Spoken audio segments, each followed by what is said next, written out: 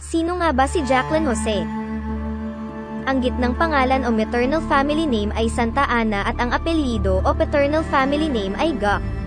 Si Mary Jane Santa Ana Gok, ika-21 ng Oktubre taong 1963 hanggang ikalawa ng Marso taong 2024, na kilala bilang si Jacqueline Jose, ay isang artistang Pilipino.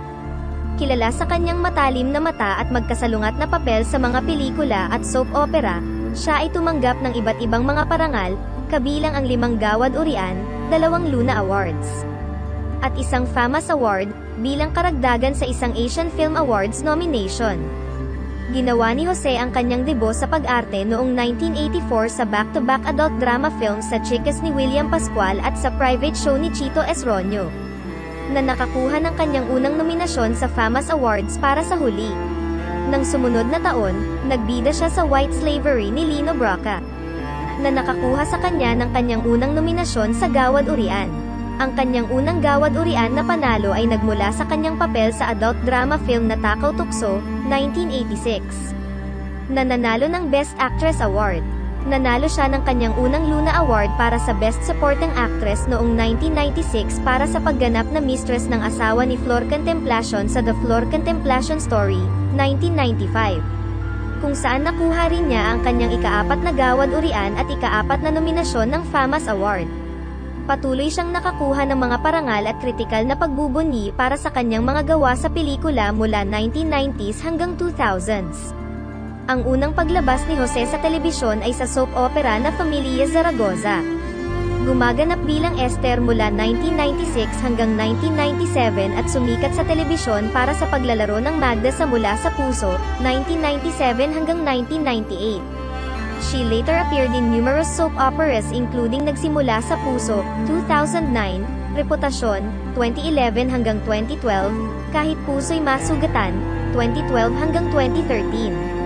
As well as on television series including action drama Zorro, 2009, period drama Ilustrado, 2014, sports drama Balera, 2022, at action drama Batang Quiapo, 2023. Noong 2016, ginampanan niya ang papel ng isang struggling matriarch na may underground meth business sama, Rosa ni Brillante Mendoza, na nakuha niya ang Cannes Film Festival Award para sa Best Actress, na naging unang Filipino at Southeast Asian na nanalo ng award. Para sa tagumpay na ito, pinarangalan si Jose ng National Commission for Culture and the Arts sa ani ng dangal ceremony noong 2017. Noong 2023, ginawaran siya ng Movie Icon Award ng Society of Philippine Entertainment Editors.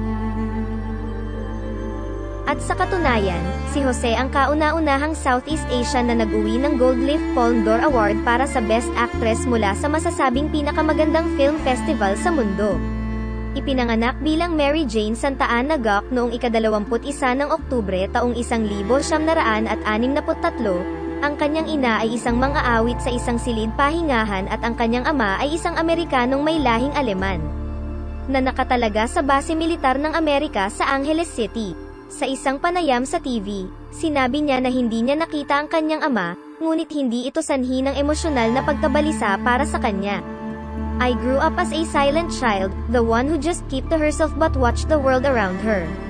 Pinag-aralan ko ang mga karakter sa paligid ko. Hulaan kung ano ang magiging reaksyon nila sa ilang sitwasyon.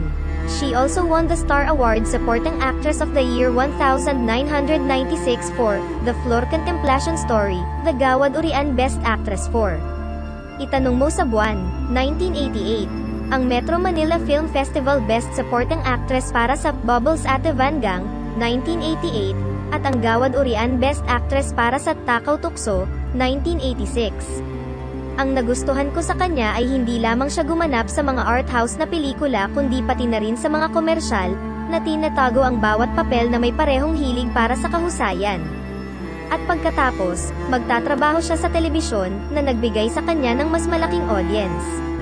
Ang kauna-unahang paglabas ni Jose sa telebisyon ay sa ABS-CBN nang siya ay gumanap bilang isa sa mga pangunahing tauhan, si Esther Lagrimas, sa klasikong soap opera na Familia Zaragoza, noong 1995. Ngunit ito ang kanyang pagganap bilang Magdalena, Magda, Trinidad Pereira sa orihinal na Mula sa Puso, noong 1997 na ginawa siyang pambahay na pangalan. Mag-isa siyang nakatira sa isang bahay sa Quezon City, may kasamang kasambahay.